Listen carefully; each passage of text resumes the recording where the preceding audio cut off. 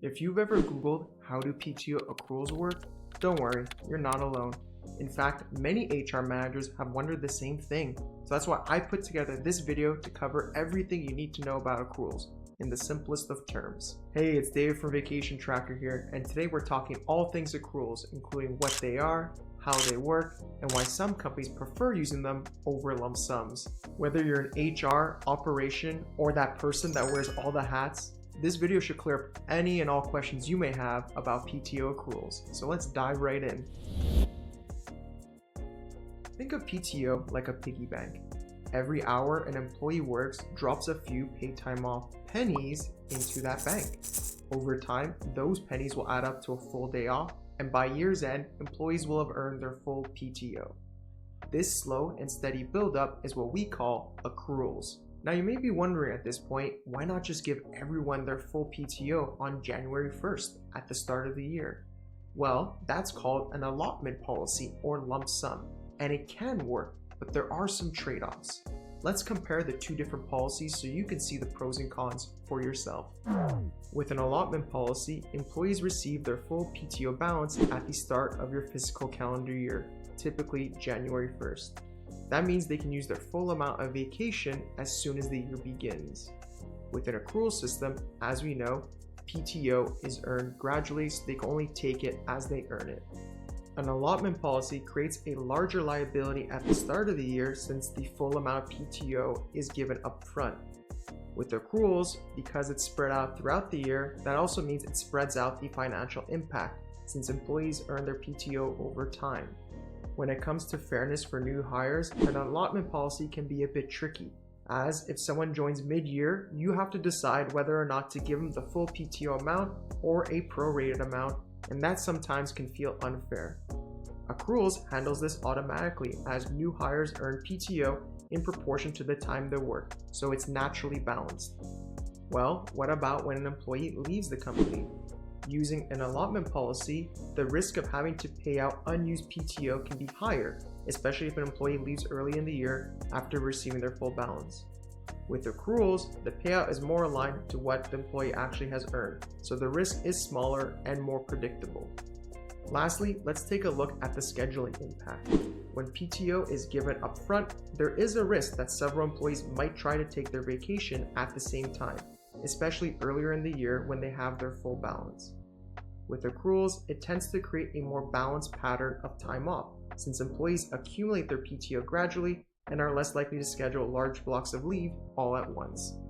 So now you can see why companies prefer using accruals instead of allotments, as it gives them better control over any potential liabilities and of course improves employee retention. If you decide to move forward with using accruals for your PTO policy, you will also need to decide the rate at which it gets accumulated.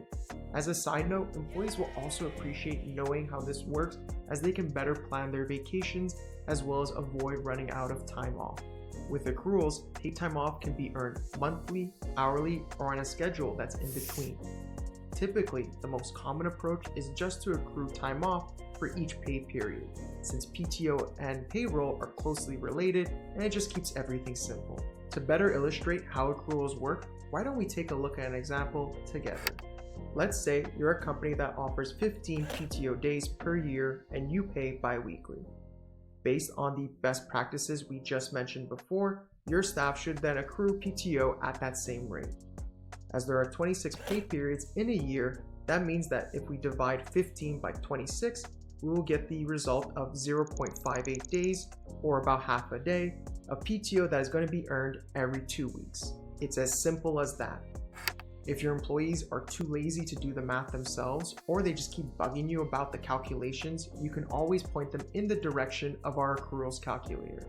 It's completely free and they can use it to their heart's content. While putting into practice an accruals policy does seem straightforward, here are a few things you should consider before moving ahead with it. First, you'll want to decide whether to set an accrual cap. In other words, the maximum amount of PTO an employee can build over time. Next, think about probation periods. Many companies choose to have new hires start accruing PTO only after the first 90 days on the job. You'll also need to figure out how rollovers will work. Will employees be allowed to carry unused PTO into the next year? If so, how much? And will that time expire after a certain period? Another thing to consider is whether you allow negative balances. Some companies let employees borrow future PTO and use it now with the understanding that it'll be paid back or deducted if they leave. You should also make sure that your accrual rates are fair for different employee groups. For example, part-time employees typically accrue PTO at a different rate than full-time staff. And while you're at it, think about seniority. Will employees with more years of service or certain roles earn more PTO as part of their benefits? Finally, be sure to check the rules around payout when someone leaves the company. In some regions, or even under certain contracts, you may be required to pay out any unused PTO when an employee exits.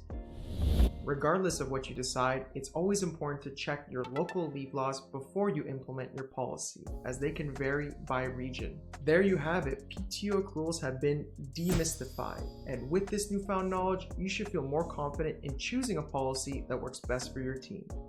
Of course, when it comes to tracking and managing everyone's time off within your organization, things can get real messy real fast.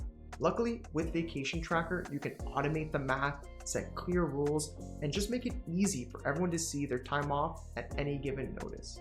But don't take my word for it. You can start a 7-day free trial right now with no strings attached. Worst case, you hate it and you can go back to your Excel spreadsheet. We don't judge over here.